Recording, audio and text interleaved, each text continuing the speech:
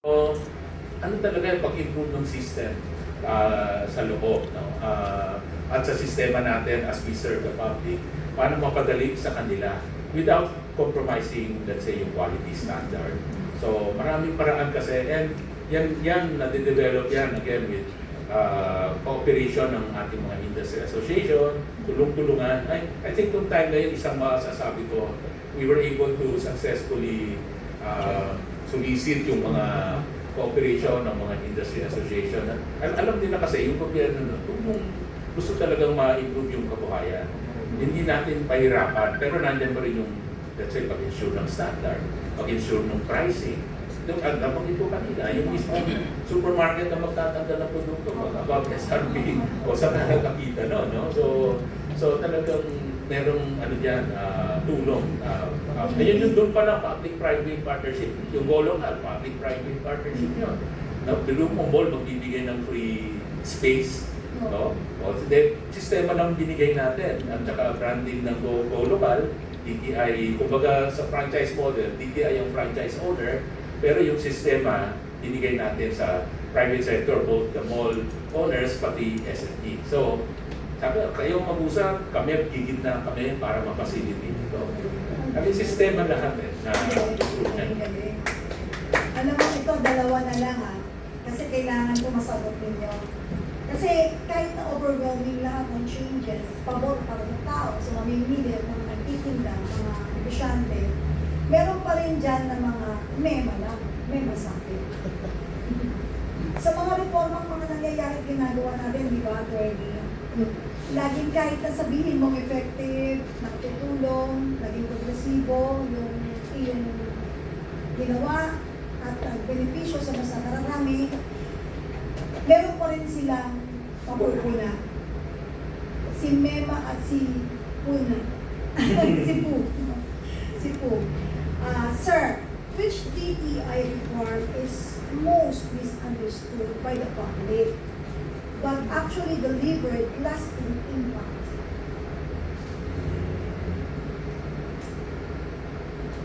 Hirap-hirap yan. Ano ba yung mga siguro misinformed? Well, may isa lang naging controversial na ina-accuse ang DTI na nagpabor daw sa isang negosyante. Subalit napatunayan namin, in fact, kasi ang istorya niyan, yung isang brand ng sasakyan nag-e-enjoy ng tax and duty-free importation ng mga raw material para pang supposedly mag-manufacture sila dito. So ang kasama sa incentive, tax and duty-free yung importation ng mga intermediate goods, raw materials, para ma-encourage yung local manufacturer. So, incentive yan. Na-discover namin, nung ini-import nila, halos buo na yung sasakyan. Dahil hindi na halos na manufacture dito. Hindi ganun karami ang na-create na trabaho. Pinuna ng DTI. So, kala nila, parang nagkakasira sa negosyo, no?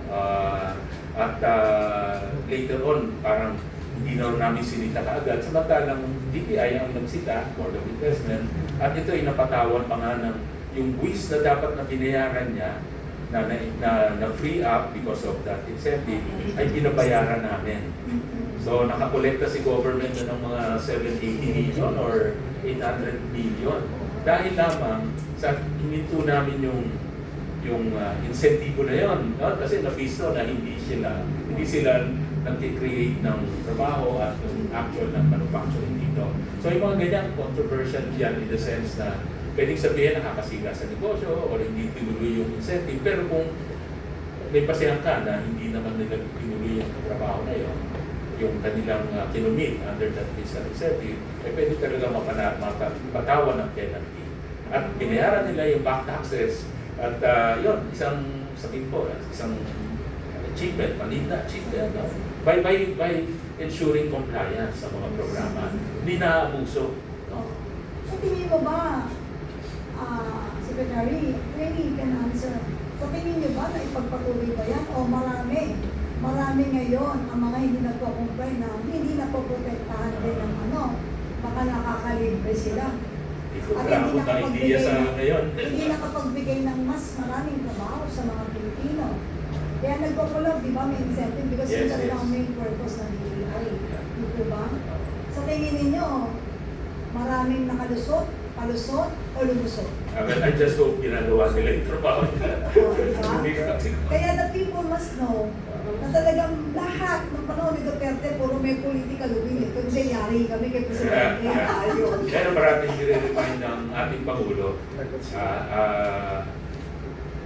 In fact, nung naalala ko yung first time na in-appoint ako, ang pigil na ng Presidente, alam niyo na yung gagawin, gusto ko lang walang corruption and do what is good for the people. Yan lang yung mandate. Kaya 6 na taon hanggang ngayon, hindi naalala ko na pili niya. Kaya walang Importante corruption. talaga, no, Seth, na bago tayong pumasok sa trabaho, bago natin tanggapin yung mga appointment from the President, make sure na pag-aralan mo muna yung mandato na papasukan mo para hindi ka maligaw at sundin mo yung kumpas ng Presidente. Kasi sandali lang yan.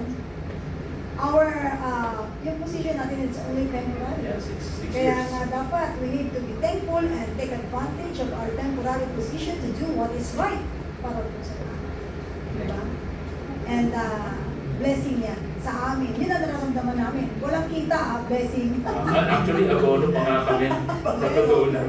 Abono yung ating, Oo, ganun. yung sali natin bumababa every year. At saka hindi tayo pwedeng wala tayong accomplishment report. Laging dapat meron. Mayabang kami.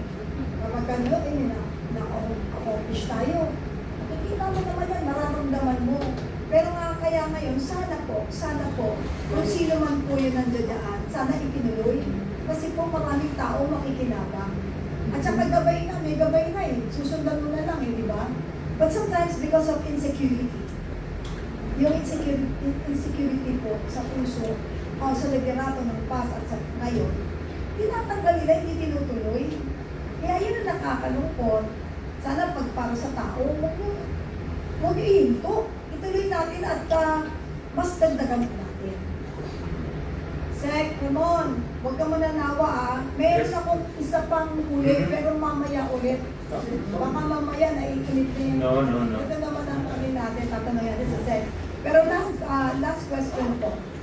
If future trade secretaries protect only one Duterte era DTI reform, which should it be and why? Parang pang Miss Universe, no? In the future, pag merong ipoprotect na reform, Opo. Ito ulit Maganda to tutukan yung question. If future trade secretaries protect only one Duterte era na DTI reform, which should it be and why? siguro yung tulong talaga sa maliliit. Kasi yan ang kailangan mo talaga matulungan. Yung poverty level kailangan bumaba at mas maraming may power, mas mag-prosper dahil yung power ng bansa natin nasa isang prosperous na mga mamamayan, high quality of living. So hanggang hindi mo na-empower yung mahirap umangat ang kabuhayan ang buong bansa. So kung empowered sila at may pinagkikitaan, imagine nyo, higher income level sila, mas maganda ang kalusugan, mas maganda ang edukasyon. Talagang yan ang mga kailangang ingredient para sa future, preparing the Philippines for the future.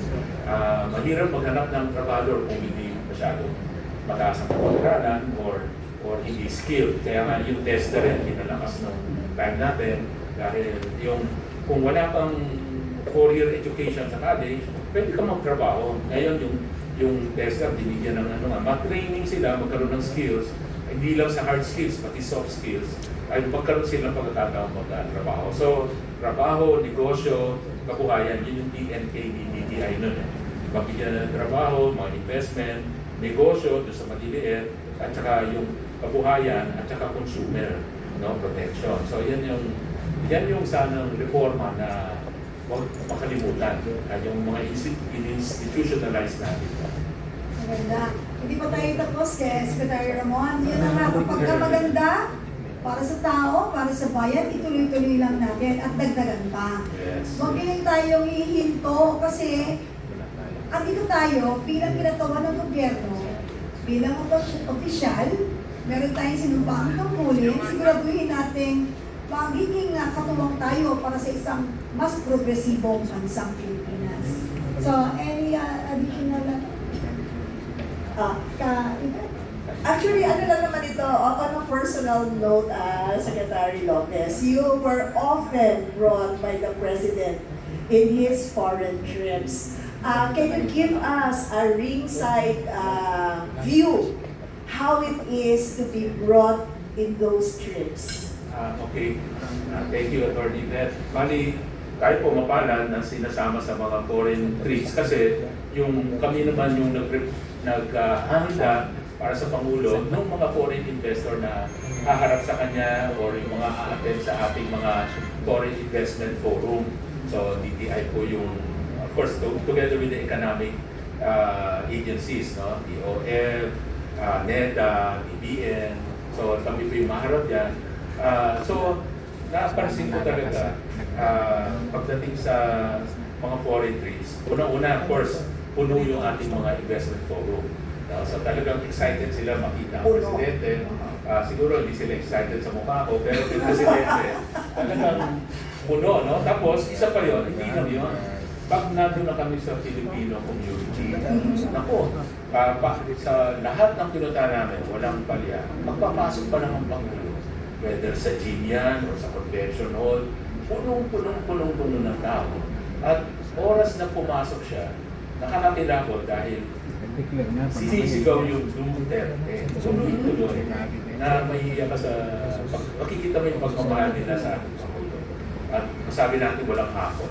Talagang on their own. Mapalapit lang sa Pangulo, doon naakap siya lahat ng mga OFW. At sinasabi nila, madalas ko naririnig, salamat ho at binigyan nyo ng katahimikan yung ating bayan. Kami nagtatrabaho dito sa ibang bansa, ang aming mga kamag-anak nasa Pilipinas. Pero hindi kami nangangamba na may peace and order, nawala yung mga tambay sa kanto, nawala yung mga durugista, etc. etc. Nagtahimik talaga, doon lang ang laki ng pasasalamat nila, nakakapokus sila sa trabaho. Kaya siya, tingin ko, mahal na mahal hanggang matapos, hanggang ngayon nga, ang taas ng pagtingin sa kanya. Doon pa lang, pag sumigaw ng Duterte, pati kami, hihilabot, parang kampanya, parang election campaign, hindi naman. Bumisita lang siya sa Filipino community. At ganun na lang yung nakarinig tayong kwento ng mga, hindi lang dun sa building nila napupuno, pati yung mga ibang building na hindi kasama dun sa hall, napupuno pa rin ng Pilipino, lahat gusto makita siya at matanaw man na. So, nakaka-encourage na alam mo yung pinuno natin ay mahal na mahal.